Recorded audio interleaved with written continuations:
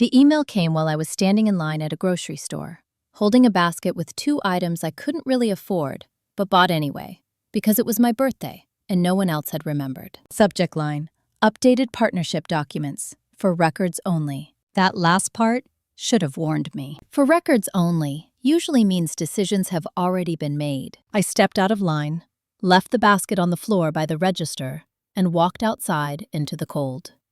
The parking lot was busy, carts rattling, engines starting, ordinary life moving forward, while something quietly irreversible was happening on my phone. I opened the attachment. My name was gone. Not misspelled, not moved, not reduced. Gone. The document listed the partners of Rowan and Pierce Event Collective, the boutique event planning firm I had helped build from nothing. 3 names were there. One of them used to be mine. My hands didn't shake. That surprised me. I'd always assumed betrayal would feel loud, dramatic, cinematic. Instead, it felt procedural, like someone had simply checked a box and moved on. My name is Hannah Lowell. I was 33 years old at the time. I worked as a senior event producer, which meant long hours, high-pressure deadlines, and the kind of emotional labor that never shows up on invoices. Weddings, corporate galas, charity fundraisers. I made other people's milestones look effortless, while my own life stayed carefully out of frame. Rowan and Pierce wasn't just a job. It was supposed to be my future. I co-founded it 5 years earlier with my cousin Marissa Rowan and her husband Blake Pierce. Back then, it was just the 3 of us, working out of Marissa's dining room in Charleston, South Carolina, surviving on cold coffee and referrals. I handled operations, contracts, vendor negotiations. Marissa was the face. Blake handled finances. At least, that's how it was framed. Family business, they called it. Trust-based. No need to complicate things. I should have known better. I scrolled through the document again, slower this time.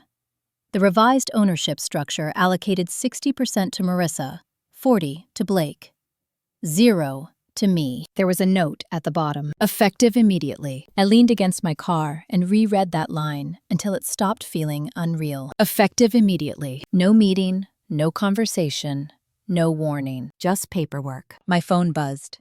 A text from Marissa. Hey, just wanted to give you a heads up before you saw the email. Nothing personal. We'll talk soon. Nothing personal. That phrase has a way of excusing everything. I didn't respond. I got into my car, sat there with the engine off, and let the quiet settle. Around me, people loaded groceries, laughed, complained, checked their phones. No one noticed that something fundamental had just been taken from me. On the drive home, pieces started rearranging themselves in my head. The way Blake had insisted on temporarily holding the equity paperwork during our first profitable year, the time Marissa brushed off my request to formalize my stake, saying, "We're family, Hannah. Don't make it weird." The sudden shift in how meetings were scheduled without me. The birthday dinners I organized for clients, while my own birthday passed with nothing but a polite text from my mother that morning. Everything lined up too cleanly to be accidental. By the time I pulled into my apartment complex, the shock had worn off, and something else had taken its place. Clarity. I walked upstairs, kicked off my shoes, and opened my laptop. Not to reply to the email. Not to call Marissa. I opened the folder where I kept every contract, invoice, vendor agreement, and email thread I'd ever saved since the company started. I'd learned early that if I didn't document things, no one else would. As the files loaded, my phone rang. This time, it was my older brother, Evan. "I heard from Mom," he said, skipping hello. "She said there's drama at work." I closed my eyes. Of course she had. "It's not drama," I replied. "It's restructuring." There was a pause. "Did you do something to upset them?" That question hurt more than the email. "No," I said evenly. "They did something to me." "Well," he hesitated. "You know how Marissa is. You've always been the reliable one. They probably assumed you'd understand." Understand. That word again. The expectation that I would absorb impact quietly so others could stay comfortable. "I have to go," I said. "Hannah," he added quickly, "don't make this bigger than it needs to be." I hung up. I sat at my desk as the sun went down, scrolling through years of work. Contracts signed in my name, client emails thanking me personally, vendor negotiations where I'd saved the company tens of thousands of dollars. Internal messages where Marissa deferred decisions to me because, in her words, Hannah always knows how to handle things. I handled things. That was my mistake. Around 9 that evening, Marissa finally called. "Okay," she said brightly, like we were picking up a conversation from earlier that day. "I'm glad you saw the email. I didn't want you to feel blindsided." I laughed softly. "Too late," she sighed. "You're being dramatic. I was removed from the ownership structure of a company I helped build," I said. "That's not drama." Blake's voice came through faintly in the background. "Just tell her it's temporary." Marissa covered the phone. "Blake says this is just a legal formality. For taxes, liability. You're still part of the team." "I'm not listed," I said. "You don't need to be listed to matter." I leaned back in my chair. "That's not how contracts work." Her tone shifted. "Why are you being so difficult about this?" There it was. The word they used when compliance wasn't immediate. "I'm not being difficult," I said. "I'm being careful." Silence. Then Blake took the phone. "Hannah," he said calmly, "you're an employee. Always have been. This just reflects reality." The line went quiet in my head. Not the phone. My thoughts. Always have been. 5 years of unpaid overtime. Deferred compensation. Promises made casually over wine and stress. Employee. "I see," I said. "Good," he replied. "Then we're on the same page." "No," I said softly. "Now we finally are." I hung up before they could respond. That night, I didn't cry. I didn't rage. I didn't post anything online. I did something far more dangerous. I read every document carefully, and somewhere between midnight and 2 a.m., I realized something they hadn't counted on. They had taken my name off the paperwork, but they had left it on everything that mattered. And that meant the story they thought they controlled was about to change. Not loudly, not emotionally, legally. And they had no idea what they'd just triggered. By the next morning, the initial shock had fully settled into something cold. Not anger, not panic. Assessment. I'd learned that response early, long before Rowan and Pierce existed. In my family, emotions were treated like inconveniences. My mother, Diane, liked to say, "Feelings pass, consequences don't." It was her way of teaching us to move on quickly, to not linger, to not ask too many questions about why something hurt. I'd taken that lesson and applied it everywhere, especially at work, especially with Marissa. Growing up, Marissa had been the star, the charismatic cousin, the one adults leaned toward in conversation. I was the one they leaned on. If something needed to be organized, smoothed over, quietly fixed, I was the call. At Rowan and Pierce, that dynamic never changed. It just became profitable. By 8 a.m., I was back at my desk, coffee untouched, reviewing the company's operating agreement from 3 years earlier. The one Blake had insisted on drafting himself, using a template he'd found online. At the time, I'd raised concerns. "We should probably have a lawyer look at this." Blake had laughed. "Hannah, relax. We're not Google." Marissa had smiled at me like I was being anxious for no reason. "Don't worry. You're family." Family. The agreement listed me as a founding member, with profit participation contingent on continued involvement. It didn't specify an ownership percentage. It didn't protect me if someone decided to redefine involvement. That omission wasn't accidental. By mid-morning, my phone buzzed repeatedly. Group chat messages from the Rowan and Pierce team. Vendors asking for approvals. A junior coordinator asking where to send revised contracts for a spring wedding. Nothing had changed for them. Everything had changed for me. I responded professionally, briefly. No emotion. No indication that anything was wrong.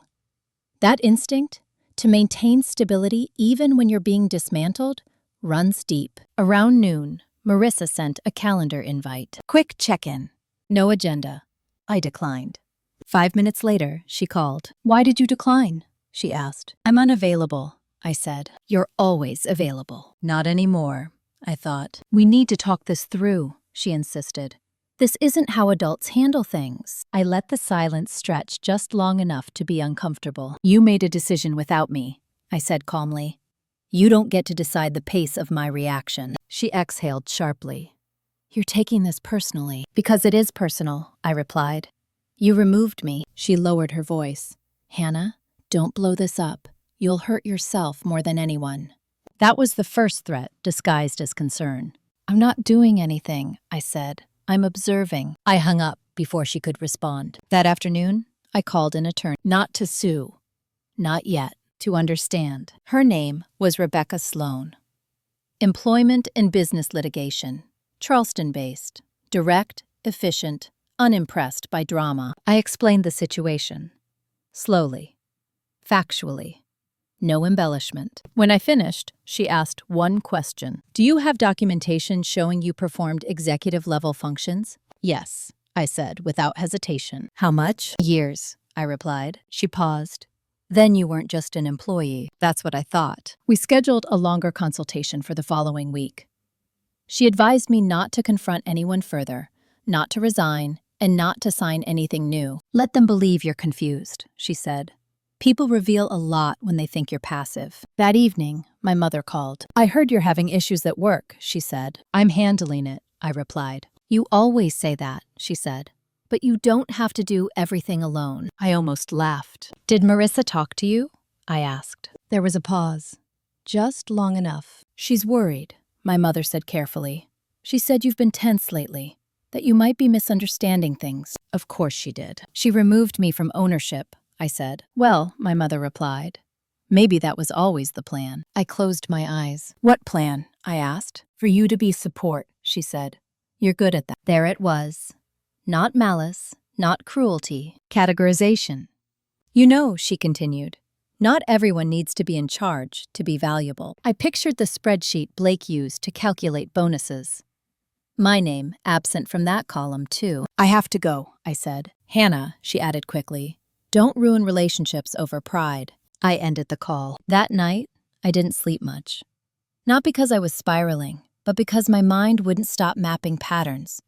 The small comments over the years, the way people responded when I asked for clarity, the ease with which my labor had been separated from my authority. By morning, something had shifted. I no longer felt confused. I felt underestimated. That realization has a way of sharpening you. Over the next 2 weeks, I watched quietly. I noted which emails I was copied on and which I wasn't, which decisions were rerouted, how Blake started referring to ownership in meetings as if it had never included me. I didn't correct him. I didn't protest, I gathered. Invoices showing vendors negotiated exclusively through me. Emails from clients threatening to leave if I wasn't assigned to their events. Internal messages where Marissa admitted she didn't understand the logistics side and relied on me completely. Then something unexpected happened. A major client, the Halverson Foundation, requested a meeting, not with Marissa, with me. The foundation's director, Claire Halverson, had worked with me on 3 large-scale charity galas. She trusted me. She bypassed the company's general inbox and emailed me directly. I hear there may be changes internally.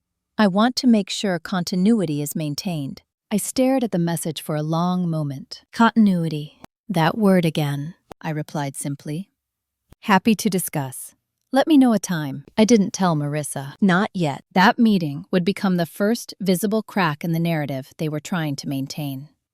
The first moment where my absence wasn't hypothetical. It was operational. And as I prepared for it, I understood something important. They thought this was about ownership. It wasn't.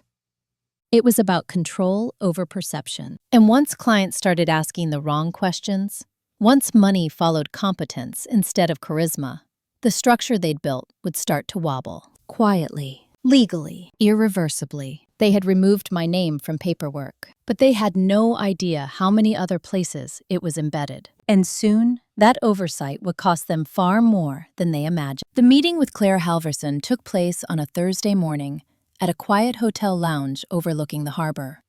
Neutral space, neutral tone. Exactly the kind of environment where people expect professionalism, not internal fractures. Claire arrived on time, as she always did. Early 50s, impeccably composed. She had the calm authority of someone used to being listened to. Hannah, she said warmly, standing to greet me. I'm glad you could meet. Of course, I replied. I appreciate you reaching out. She didn't waste time with small talk. I'll be direct, she said as we sat. There's been some chatter. Vendors, a few board members. People are asking who's actually running things at Rowan and Pierce now. I nodded, keeping my expression neutral. And I realized, she continued, that every successful event we've done together had one constant. She looked at me. You. I didn't respond immediately. I let the silence do the work. Claire folded her hands. So I need to understand something. Are you still in a position to oversee our spring gala? I chose my words carefully. I'm still employed there, I said, but my role has been redefined internally. Her eyebrow lifted slightly. Redefined how? I'm no longer part of ownership, I said calmly. Operational authority is unclear. She leaned back, studying me. That's concerning. Yes, I agreed. We've already committed a significant budget, she said, and our board values continuity, especially at this scale. I understand, I replied. So do I. She paused. If you weren't overseeing the project, would you recommend we proceed? There it was. The question Blake and Marissa hadn't anticipated. I didn't hesitate. No, Claire nodded once. That's what I thought. She took out her phone. I'll need to raise this with my board. Immediately.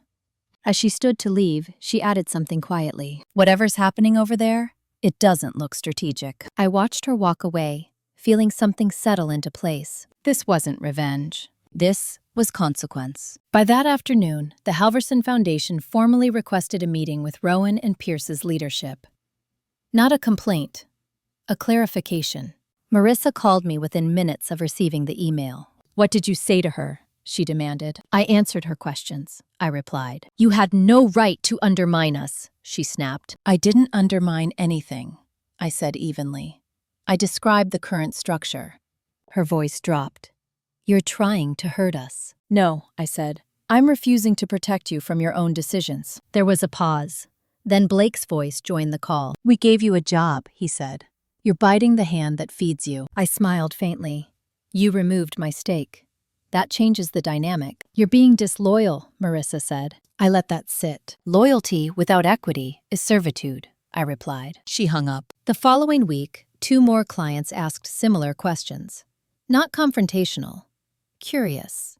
The kind of curiosity that comes when rumors reach people who write checks. Rowan and Pierce's inbox filled with polite inquiries about leadership continuity, decision-making authority, and escalation points. Marissa forwarded some of them to me, with notes like, "Can you handle this?" or "Please reassure them." I didn't respond, not because I wanted to escalate things, but because reassurance was no longer my role. By Friday, Blake called a full staff meeting. I attended. He stood at the head of the table, confident but tense, explaining recent structural adjustments and streamlining ownership for growth. I listened quietly. Then someone asked, "So who approves final contracts now?" Blake hesitated. Marissa and I. "And operational decisions?" another coordinator asked. "Same," Marissa replied. I watched the room carefully. People glanced at me, then away, then back again, because everyone there knew the truth. They'd watched me make those calls for years. After the meeting, a junior planner named Elise pulled me aside. "Are you leaving?" she asked quietly. "I haven't decided," I said. Her shoulders sagged. "If you do, I might too." That was when it hit me. They hadn't just removed my name from paperwork. They'd destabilized the foundation they'd built on my presence. That weekend, my brother Evan showed up at my apartment unannounced. "You didn't tell me you were thinking of leaving," he said. "I'm not," I replied. "I'm thinking." "You're blowing this up," he said. "Marissa's under a lot of stress." "So am I," I said. "She's family," he insisted. "So am I," I replied. He sighed. "You always make things harder than they need to be." I looked at him. "No. I stopped making them easy for everyone else." He didn't know how to respond to that. On Monday morning, Rebecca Sloan called. "I've reviewed what you sent," she said. "Your documentation is strong." "Strong enough for what?" I asked. "For leverage," she replied. "But before we move, I need to ask you something." I waited. "What do you actually want?" The answer surprised me with its clarity. "I want out," I said, cleanly, with recognition of what I built. She paused. "Then we don't sue." "No?" "No," she said. "We negotiate. And we do it from a position they don't yet realize they've lost." That afternoon, Marissa emailed me a revised contract. Subject: updated role description. The attachment outlined a new position for me. Senior Operations Manager. Generous salary. Bonus potential. No ownership, no voting rights. At the bottom, a line in bold. Please sign by end of week. I read it twice. Then I forwarded it to Rebecca. Her reply came quickly. They're trying to buy your silence. I stared at the screen, feeling something steady settle in my chest. They thought this was about compensation. They thought this was still a workplace disagreement. They didn't understand yet that they'd crossed into something deeper, something irreversible. And soon, they were going to learn what happens when the person who knows where all the bodies are buried stops carrying the shovel. Because the next step wouldn't involve meetings or emails. It would involve paper, files paper. And once that happened, there would be no going back. I didn't sign the contract. I didn't reject it either. I let it sit. There's power in delay when the other side is expecting compliance. Silence forces people to fill the gaps themselves, and most of the time, they fill them with fear. By midweek, Marissa sent a follow-up. Just checking in. We need this finalized so we can move forward. Move forward, past me, without acknowledging what they'd taken. I forwarded the message to Rebecca without comment. Her response was short. Good. Let them stew. That same afternoon, something shifted internally. I was removed from 2 shared calendars. Subtle, easy to miss, but it meant I no longer had access to planning sessions for 3 upcoming weddings, including one valued at nearly $500,000. That wasn't an accident. They were testing how much damage they could do before I reacted. I didn't.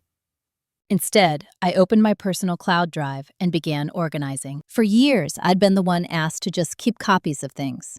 Backup contracts, old proposals, vendor disputes that needed quiet resolution. I was methodical.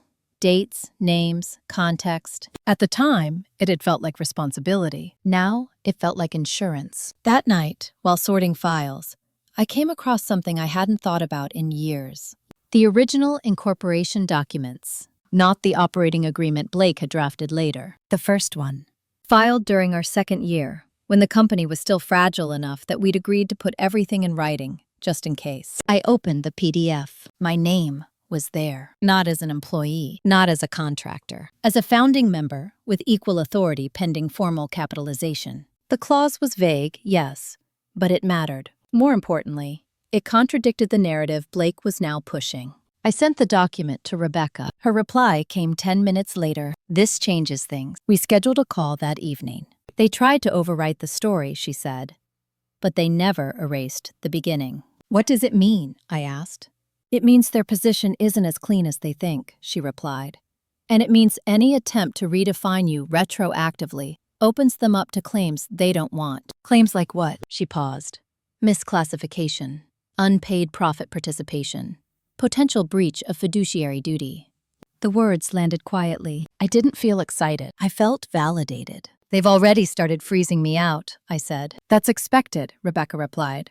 They're trying to force you into a corner where the only move left is to accept their terms. And if I don't, then we make the corner visible. The next morning, I arrived at the office as usual. No drama, no announcement. But something was different. People avoided my eyes. Not out of malice, out of uncertainty. At my desk, I found a printed memo. Effective immediately. All external communications must be approved by ownership. Ownership. The word felt heavier now. At 11 a.m., Claire Halverson emailed again. We've decided to pause the spring gala contract pending clarification of leadership roles. Please advise next steps. I forwarded it to Marissa and Blake. No commentary. 5 minutes later, Marissa stormed into my office. What are you doing? She demanded, closing the door behind her. Working, I replied. You're sabotaging us, she said. You could have reassured her.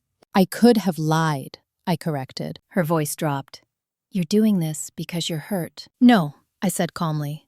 I'm doing this because I was excluded. She stared at me, searching for something. Emotion, guilt, weakness. She found none. You're forcing our hand, she said. You already played yours, I replied. Blake joined us moments later, his jaw tight. We're prepared to let you go, he said. I looked at him. On what grounds? Restructuring, he replied. Rebecca's voice echoed in my head. Let them reveal themselves. You can try, I said, but I'd advise against it. Marissa laughed sharply. You think you have leverage? Yes, I said simply. They exchanged a look. Blake stepped closer.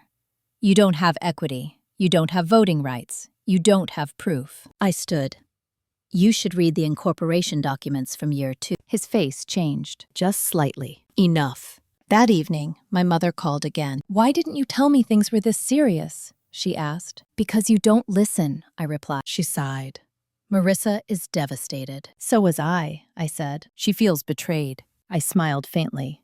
Interesting. Hannah, my mother said carefully, sometimes being right costs more than being kind. I thought about the unpaid nights, the contract signed under pressure, the assumption that I would always absorb impact quietly. Kindness without boundaries is just compliance, I said. She didn't respond. By Friday, Rowan and Pierce's bank requested a meeting. Vendor delays, client uncertainty, internal instability. Money reacts faster than people. Rebecca called me that afternoon. They're feeling it now, she said. This is where we decide timing. For what? For the letter, she replied. What letter? She smiled through the phone. The one that makes this real. That night, I sat alone in my apartment, the city lights flickering outside my window. I thought about all the times I'd been told not to make waves, to be grateful, to stay in my lane. They'd mistaken my silence for acceptance. They were about to learn the difference. Because the next step wouldn't involve meetings or family conversations. It would involve certified mail. And once that envelope landed on their desk, there would be no pretending this was just a misunderstanding anymore. The envelope was thick, not dramatic, not oversized, just substantial enough to be felt before it was opened. Rebecca sent it certified, return receipt requested, addressed to both Marissa Rowan and Blake Pierce, at the company office and their home address. No room for denial, no room for misplacement. I didn't watch it get delivered. I didn't need to. By Tuesday morning, the temperature in the office had changed. People spoke more quietly. Doors stayed closed longer than usual. The confidence Blake carried like armor had thinned, replaced by something brittle. Marissa avoided eye contact entirely. At 10:17 a.m., Blake called an emergency leadership meeting. I was included. That alone told me the letter had landed. We sat around the conference table, the same one where I'd spent years taking notes while decisions were framed as collective but made elsewhere. This time, Rebecca was on speakerphone. Blake opened with forced calm. This letter is aggressive. Rebecca's voice was even.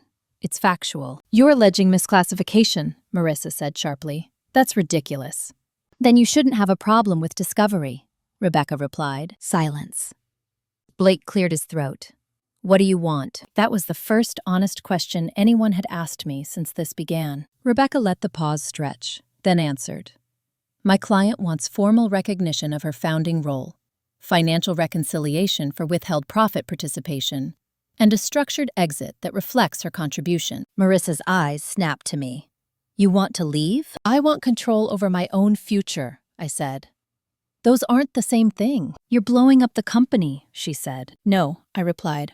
I'm forcing you to acknowledge how it was built. Blake leaned back, jaw tight.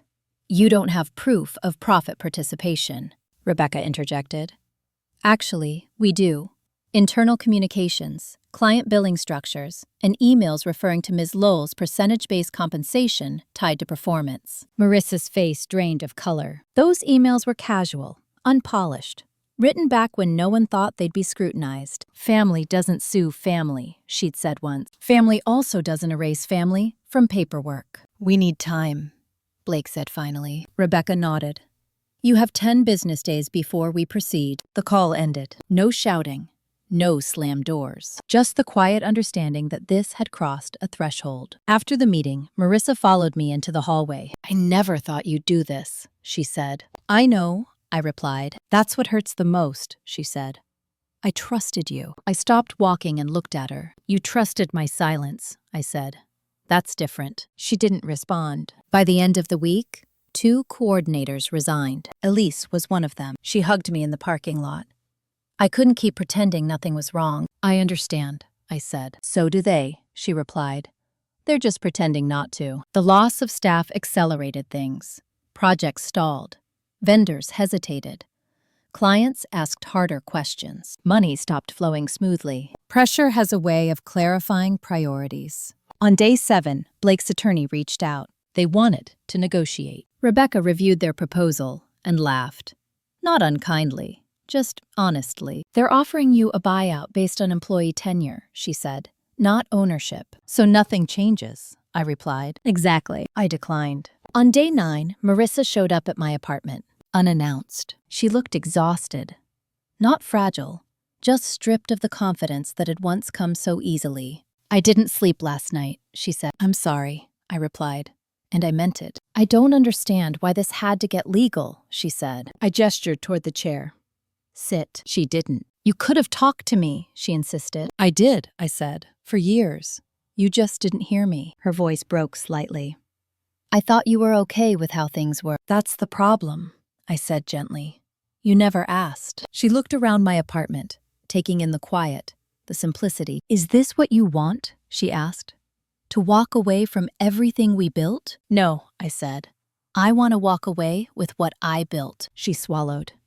Blake says if we give you what you're asking for, we won't survive. I met her gaze. Then you were never as stable as you pretended. She left without another word. On day 10, Rebecca filed the notice. Not a lawsuit, a formal demand for arbitration, enough to freeze decisions, enough to require disclosure, enough to scare investors. That afternoon, Blake called. Let's end this, he said flatly. I agree, I replied. The next week was a blur of negotiations, spreadsheets, revised offers. They came back better this time. Recognition of my founding role, a financial settlement that reflected 5 years of deferred compensation and profit participation, a non-disparagement clause that protected all parties, and one final condition. They wanted me to sign a statement framing my exit as voluntary. Rebecca looked at me. You don't have to agree to that. I thought about it. I will, I said. She raised an eyebrow. I don't need to control the story, I continued. I just need control of my life. We countered with one change. The statement would be mutual. No party admits fault. They accepted. The papers were signed on a quiet Thursday afternoon. No celebration, no victory lap, just finality. I packed my desk the next day. No one stopped me. No one knew what to say. As I walked out, I didn't feel triumphant. I felt unburdened. But the story wasn't over. Because while Rowan and Pierce thought they'd paid for peace, they hadn't considered what happens when the person who built the machine takes the blueprint with her. And what I chose to do next would shift the balance in ways none of them saw coming. The money cleared on a Monday morning. I watched the balance update on my banking app while standing at the kitchen counter, coffee in hand, sunlight slanting across the floor. The number looked surreal. Not because it was extravagant, but because it represented years of being told later. Soon, when things stabilize. Things never stabilize when the same people control both the promises and the delays. I closed the app and didn't smile. They thought the payout was the end. It wasn't. The settlement came with conditions: non-disparagement, confidentiality, a clean exit. I honored all of it. What it didn't include was exclusivity. What it didn't include was ownership over my future. 3 days after my last day at Rowan and Pierce, my phone rang. Unknown number. This is Claire Halverson, the voice said. Do you have time to talk? I stepped onto my balcony, the city humming below. Yes, I said. I do. She didn't waste time. The board has decided not to proceed with Rowan and Pierce for the spring gala, she said. We want you to lead it independently. I leaned against the railing. That's a significant shift, I replied. It's a necessary one, she said. We don't need a brand. We need competence. There it was again. Competence follows you when titles don't. I'm not currently operating as a firm, I said. We're aware, she replied. We're prepared to contract with you directly or support the formation of a new entity. I closed my eyes briefly. This wasn't revenge. This was opportunity. Let me think about the structure, I said. Take your time, she replied. But know this. We trust you. When the call ended, I stood there longer than necessary, letting the weight of it settle. Rowan and Pierce had paid to remove me. Claire Halverson was about to pay to rebuild around me. By the end of the week, 2 more calls came in. A corporate client whose CEO I'd quietly coached through a crisis wedding disaster 2 years earlier. A nonprofit director who'd insisted I personally oversee their annual fundraiser. All asking the same question. Are you available? I wasn't yet, but I would be. I registered a new LLC on a quiet Friday afternoon. Lowell Strategic Events. Not flashy, not sentimental. Accurate. I didn't announce it on social media. I didn't send mass emails. I called people back. Personally. The first contract I signed under my own company was the Halverson Foundation Gala. The budget was higher than any single project I'd managed before. So were the expectations. I felt steady, focused, no need to prove anything. At the same time, cracks started appearing elsewhere. Elise texted me one evening. Rowan and Pierce lost the Montgomery wedding. Client walked after Blake missed 3 deadlines. Another message, 2 days later. Vendor pulled out of summer contracts. They don't trust payment timelines. I didn't respond, not because I didn't care, but because caring wasn't my job anymore. My mother called that Sunday. So, you're starting your own thing, she said. Yes, she hesitated. Marissa says you took clients with you. I didn't take anyone, I replied. They came. That's the same thing, she said. No, I said. It isn't. Silence. You could have helped them recover, she said. I helped them build, I replied. They chose to remove me, she sighed. I just don't like how this looks. I thought about that. It looks like accountability, I said. She didn't answer. By the end of the month, Lowell Strategic Events had 3 signed contracts and 2 pending proposals. I hired Elise as my first employee. She cried when I offered her the role. You didn't have to, she said. I know, I replied. That distinction mattered now. One evening, as I was finalizing vendor schedules, an email popped up from Blake. Subject: Request for clarification. Short. Formal. He wanted to know if I'd breached the non-compete clause. I forwarded it to Rebecca. Her reply was immediate. You didn't sign one. I smiled then. Just slightly. They'd been so focused on removing me that they'd missed the part where I left with freedom intact. The next morning, a trade publication ran a small piece. Local event strategist launches independent firm after high-profile exit. No names, no drama, just facts. By the following week, Rowan and Pierce's website quietly removed several portfolio projects. Mine. The temperature had changed completely now. They'd paid for my silence. They hadn't paid for my absence. An absence, when it's the right person, has consequences. As I stood in my new office space one evening, still smelling faintly of fresh paint, I realized something important. They thought revenge would look like anger. They thought it would look like exposure. They were wrong. It looked like competence finding its own gravity. And the farther I moved forward, the harder it became for them to pretend I'd ever been replaceable. The real test, though, was still coming, because success has a way of attracting attention. And soon, that attention would land back at the place I'd left behind. Not as nostalgia, as comparison. And when that happened, the final shift in power would be undeniable. The first time my name was mentioned in the same sentence as Rowan and Pierce, I wasn't in the room. I heard about it later, from a vendor who didn't mean to gossip, but couldn't help herself. They asked if you were involved, she said over the phone, her voice cautious.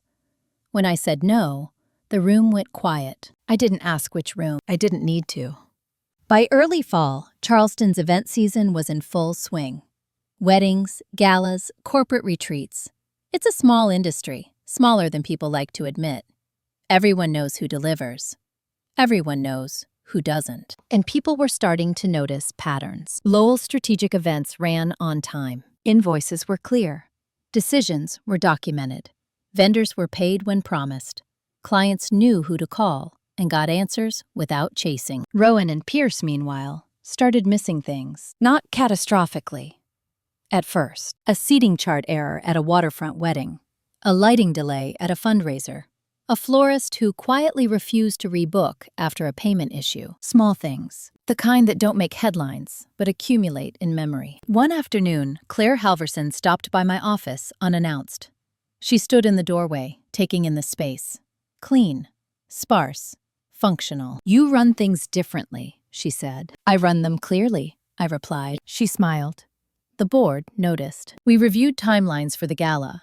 Then she paused. I heard Rowan and Pierce bid on the same charity auction in Savannah, she said. I didn't know, I replied truthfully. They lost, she said. Unanimously. I didn't respond. They were surprised, she added. They assumed their history would carry them. I thought of Marissa's words from years ago. Don't make it weird. We've always done it this way. History only carries you when people still trust it. Later that week, Elise came into my office holding her phone. "You might want to see this," she said. A local lifestyle blog had published a feature on emerging women-led businesses in the Southeast. Lowell's Strategic Events was listed. Rowan and Pierce was not. The article was kind, not glowing, just precise. It highlighted operational efficiency, transparency, and leadership. Things that don't sound dramatic until you realize what's missing when they're gone. That night, my brother Evan called. "I ran into Blake," he said. I closed my laptop. "Okay." "He wasn't happy," Evan continued. "He said you're undercutting them." "I'm charging market rates," I replied. "He said you're leveraging relationships that belong to the company." I smiled faintly. Relationships don't belong to companies. They belong to people. Evan sighed. "You always have an answer." "No," I said. I finally stopped cushioning them. There was a pause. "Marissa's struggling," he added. I pictured her pacing the office, trying to hold things together with authority that no longer landed. "I'm not surprised," I said. "You could help," he said.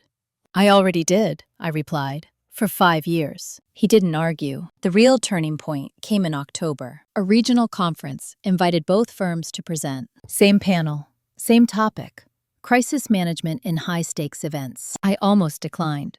Not out of fear, out of fatigue. Rebecca encouraged me to go. "You don't have to say anything about them," she said. "Just exist in the same space." That was enough. The panel room was packed. Industry peers, vendors, potential clients, people who had watched both stories unfold quietly over months.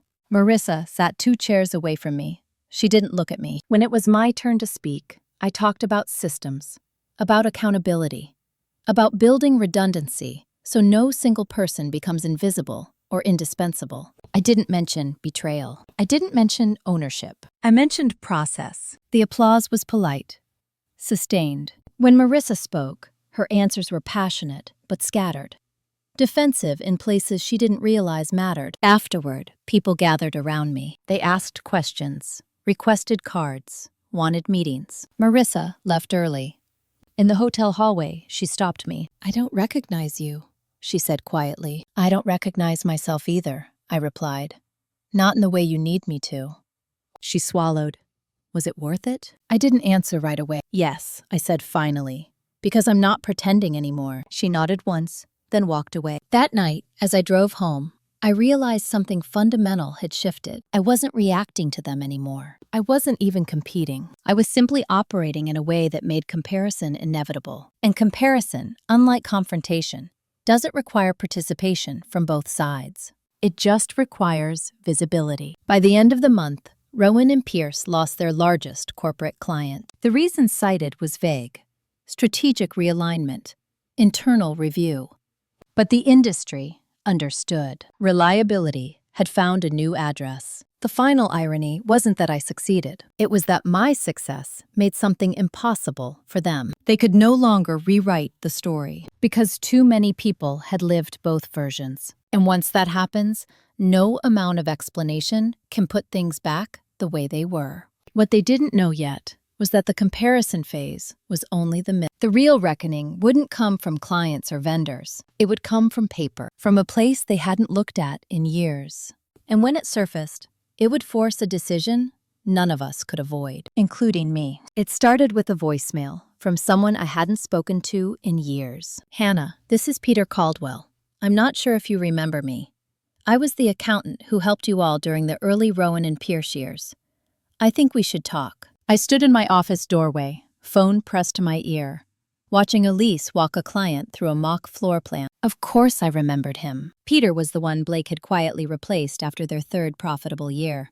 Blake said he wanted someone more aggressive, someone who didn't ask inconvenient questions. I called Peter back that evening. "I wasn't sure you'd want to hear from me," he said once we were connected. "But after seeing your firm pop up everywhere, I felt responsible." "For what?" I asked. "For not pushing harder when things didn't add up," he replied. I didn't interrupt. "Back when Rowan and Pierce shifted their internal structure," he continued, "there was a discrepancy. Deferred compensation.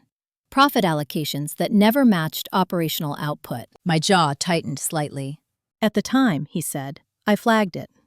Blake told me it was temporary, that you'd agreed. I closed my eyes. I hadn't, I said quietly. I suspected as much, he replied. Which is why I kept copies. Of course he did. Accountants are like that. There's a file, he continued.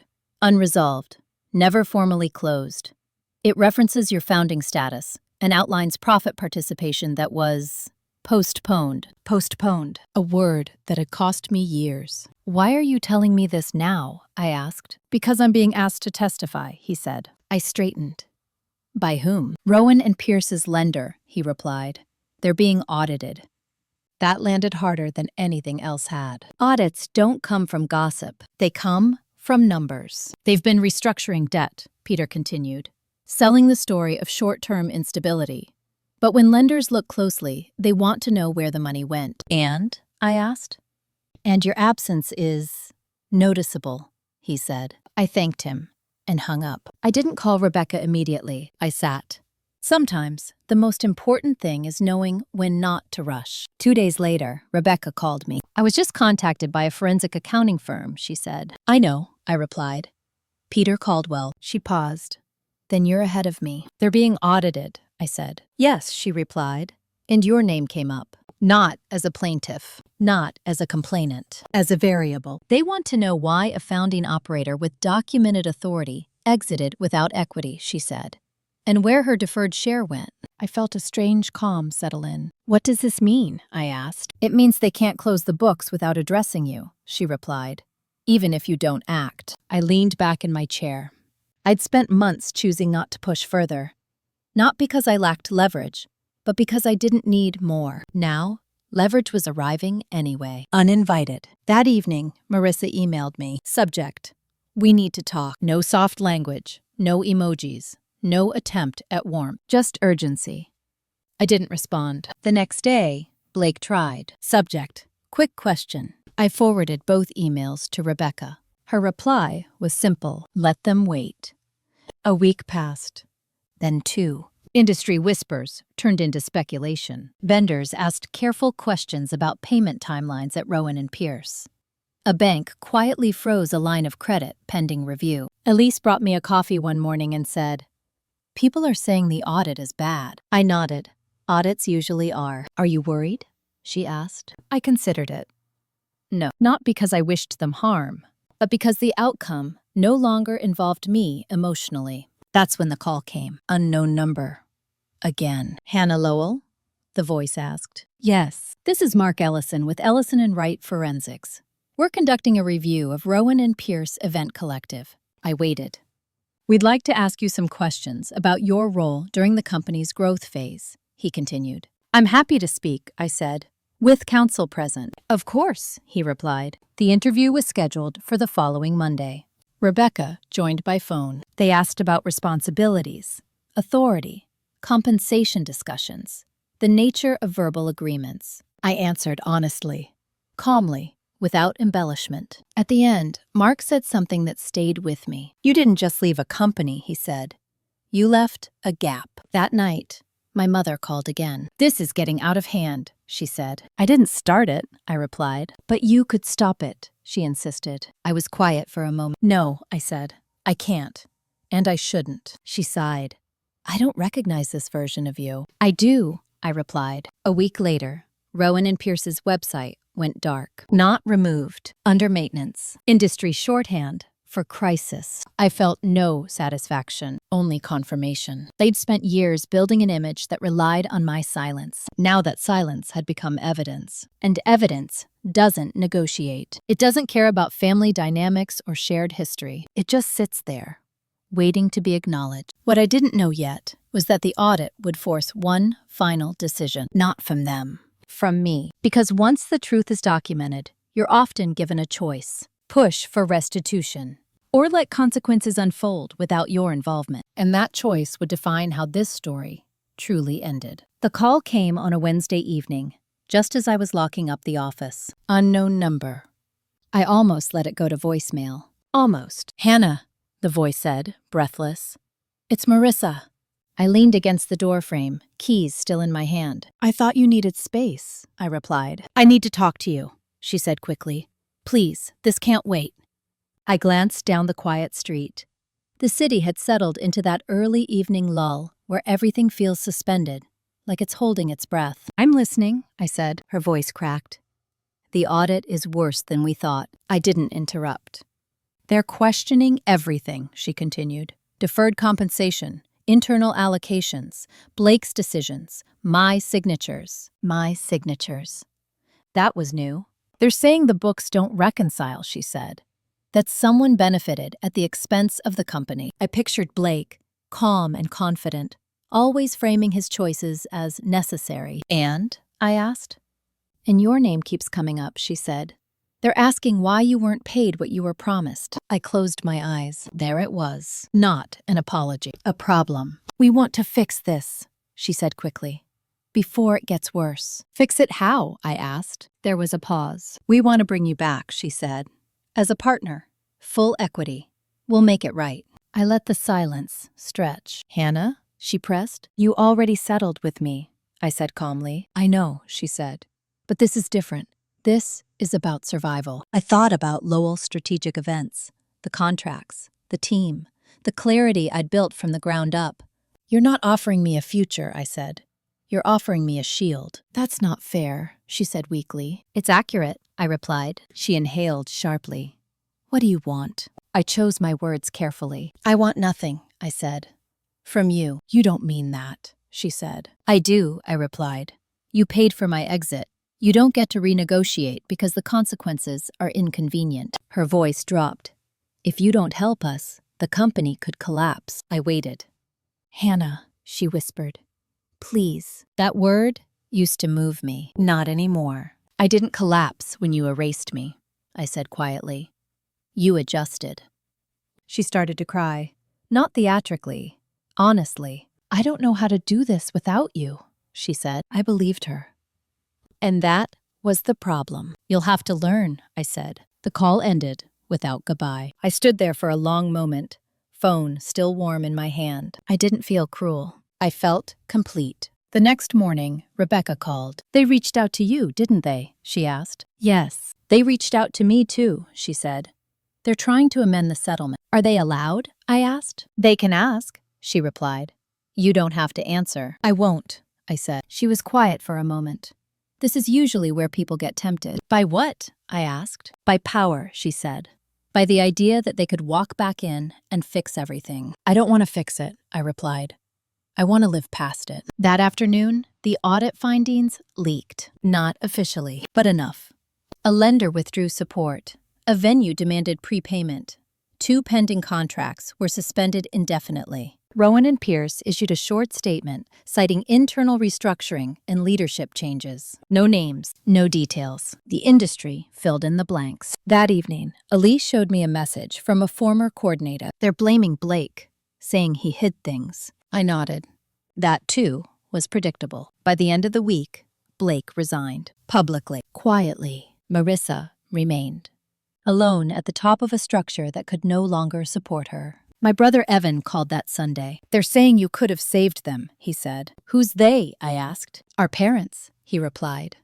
Marissa, did they say why I should? I asked. He hesitated. Because you knew how. I smiled faintly. Knowing how doesn't mean being obligated to fix what you didn't break. I didn't owe them redemption, I said. I owed myself honesty. He didn't argue. That night, I sat at my desk and reviewed the audit summary Rebecca had forwarded. Page after page of numbers. Facts. Irrefutable. I'd spent so long being told my value was emotional, interpersonal, supportive. The truth was written in spreadsheets. And once written, it couldn't be erased. What surprised me wasn't that they tried to bring me back. It was that they thought survival was the same as repair. They'd mistaken my presence for a solution. They never asked themselves why the system failed without me. And that's the kind of question that arrives too late. The final chapter wasn't going to be about their downfall. It was going to be about what I chose to do with the freedom I'd earned. Because walking away isn't the end. It's the beginning of a life where you no longer measure yourself against people who needed you to stay smaller than you were. And that choice, quiet and uncelebrated, would be the most decisive one of all. The first sign that I had truly moved on came quietly. I didn't notice it in a headline, or a phone call, or a sudden sense of relief. I noticed it when I stopped checking. I stopped checking industry gossip, stopped refreshing emails for updates that no longer concerned me, stopped wondering what was happening inside a company that had already exited my life. That's when you know something is over. Not when it explodes, but when it fades out of relevance. Lowell Strategic Events was no longer new. It was operational, structured, predictable in the best way. We had systems, backups, boundaries. Nothing relied on me being constantly available. That had been intentional. One afternoon, Elise knocked on my office door, holding a proposal draft. "I want to flag something," she said. "This client is asking for weekend availability and last-minute changes without additional fees." I scanned the email and handed it back. "Decline," I said. She blinked. "Just like that?" "Yes." She smiled slowly. "I like this company." So did I. Around that time, the audit finalized. Not publicly, not dramatically. Rowan & Pierce was placed under monitored restructuring. Marissa retained the brand, but only after selling a controlling stake to satisfy lenders. The company shrank. Fewer events, less visibility, more oversight. It didn't disappear. It diminished. And that, I realized, was harder for her than collapse. My mother tried one last time. She invited me to dinner. Neutral location, no agenda. "I just want us to be okay," she said as we sat. "I am okay," I replied. "That's not what I meant." "I know," I said gently. "That's the difference now." She studied me for a long moment. "You don't need us anymore." It wasn't an accusation. It was a realization. "I never did," I replied. "I just thought I did." She didn't argue. A few weeks later, I ran into Marissa at a networking event. Not planned, not dramatic. She looked tired, older somehow, more careful. "Hannah," she said. "Marissa." We stood there, two women who had once shared everything and now shared nothing but history. "I heard your firm's expanding," she said. "Yes." She nodded. "Good." There was a pause. "I'm sorry," she said finally. Not for what happened, for not seeing it sooner. I believed her. And for the first time, it didn't matter. "Take care," I said. "You too," she replied. I walked away without looking back. That night, I sat alone in my apartment, reviewing next quarter projections. Stable, sustainable, mine. I thought about how often people mistake revenge for destruction, how they assume the goal is to make the other side hurt. But real revenge doesn't require their pain. It requires your independence. I hadn't won because Rowan & Pierce lost. I'd won because I no longer needed to watch them fall. The shift wasn't loud. It didn't announce itself. It simply arrived, fully formed, in the space where obligation used to live. And once it arrived, there was no room left for regret, only clarity. The last two chapters of this story wouldn't be about them at all. They'd be about what happens when you finally stop asking for permission to exist at full size, and how choosing yourself consistently and without apology becomes the only justice that lasts. The strangest part of rebuilding wasn't the work. It was the quiet. No messages asking me to smooth things over. No late-night calls framed as emergencies. No expectation that I would be the one to absorb tension so others could stay comfortable. Silence, I learned, isn't empty. It's spacious. And in that space, things I'd postponed for years began to surface. Not ambitions, boundaries. One morning, while reviewing contracts, I realized something almost embarrassing in its simplicity. Every agreement I signed now protected me. Clear exit clauses, defined authority, compensation tied to outcomes, not loyalty. No vague language, no promises floating without anchors. I hadn't become colder. I'd become precise. That same week, an unexpected email arrived. Subject: speaking invitation. Southeastern Women in Business Summit. They wanted me to speak about leadership transitions. Not failure, not betrayal. Transitions. I accepted. Standing on that stage months later, looking out at rows of women who had learned, the hard way, to make themselves useful instead of powerful. I didn't tell my story in detail. I didn't name names. I talked about systems, about what happens when roles aren't defined, when labor is invisible, when trust replaces structure, and then quietly becomes leverage. Afterward, a woman in her early 30s approached me. "I think I'm where you were," she said. "I just don't know how to leave without burning everything down." I met her eyes. "You don't burn it down," I said. "You step out of the fire." She nodded like that was something she needed permission to hear. Later that night, my brother Evan texted. "I heard about the talk. You sounded different." I smiled faintly. Different had always been the problem. Now, it was the point. At home, I found an envelope slipped under my door. Handwritten address. Inside was a note from my mother. No guilt, no defense. Just a sentence. "I'm trying to learn how to love you without managing you." I folded the note and set it aside. Not because I forgave everything, but because I recognized effort when I saw it. Weeks passed. Lowell Strategic Events signed a long-term contract with a regional nonprofit network. Stability without dependency. Growth without chaos. One afternoon, Elise came into my office holding a draft partnership agreement. "I want to talk about the future," she said. I listened. We talked through it carefully, transparently, line by line. This time, nothing was implied. Everything was earned. That night, walking home, I passed the grocery store where this story had quietly begun months earlier. The place where I'd read an email and watched my name disappear. I stood there for a moment, watching people come and go, carts rattling, life continuing. I wasn't angry at that version of myself. I was grateful she didn't look away. Because what I understood now was this. The most dangerous thing you can do in a system built on your silence is stop explaining. Explanations invite negotiation. Boundaries do not. The closer this story came to ending, the more clearly I saw that there had never been a single villain, just people who benefited from my availability. And once that availability ended, so did their certainty. The final chapter wouldn't be about closure. It would be about something much quieter. Ownership. Not of a company, of a life. One that didn't require justification. One that didn't shrink to fit. And one that finally, unmistakably, belonged to me. The last decision didn't feel dramatic. There was no confrontation, no announcement, no moment where the world paused to acknowledge that something had ended. I simply stopped including certain people in my future. One afternoon, while updating my emergency contact information for the company's insurance file, I noticed an old habit still lingering. My mother's name was listed by default. It had been there for years, untouched, unquestioned. I stared at it for a long moment. Then I replaced it with Elise's, not as a statement, not as punishment, as accuracy. That was when it fully landed. I was no longer organizing my life around the assumption that someone else would eventually step in, approve, or correct my choices. I wasn't waiting to be understood.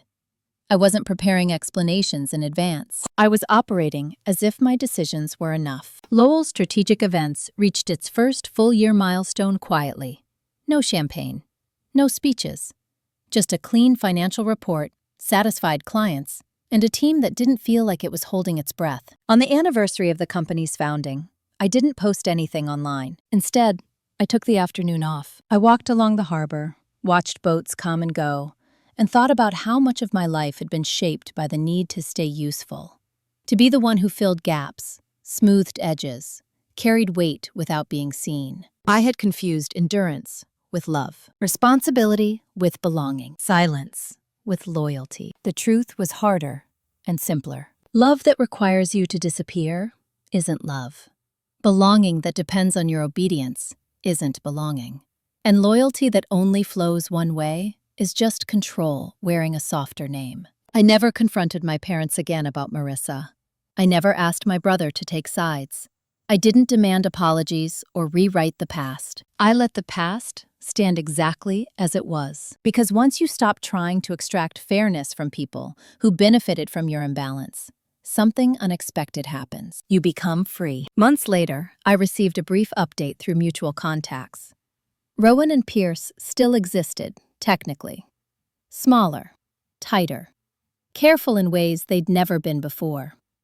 Marissa stayed on, quieter now, her authority constrained by oversight she once dismissed. I felt nothing, not satisfaction, not regret, just distance. And distance, I learned, is the most honest form of resolution. The real revenge wasn't the audit. It wasn't the contracts lost. It wasn't the comparison they couldn't escape. The real revenge was that I no longer needed to be witnessed by them to feel whole. I had taken back the right to choose where my energy went, who had access, what kind of life I was willing to build. And I built it without urgency, without permission, without shrinking. If you're listening to this and you recognize yourself somewhere in it, if you've ever been the reliable one, the quiet one, the one expected to understand while others are allowed to take, remember this: you don't owe anyone your endurance. You don't owe anyone your silence. And you don't owe anyone a version of yourself that costs you your dignity. Sometimes the most powerful thing you can do isn't to fight back. It's to step away so completely that the old story can't follow you. If this story resonated with you, take a moment to like, comment, or subscribe. These stories matter because they remind us that choosing yourself isn't selfish. It's survival. And sometimes, it's the beginning of everything.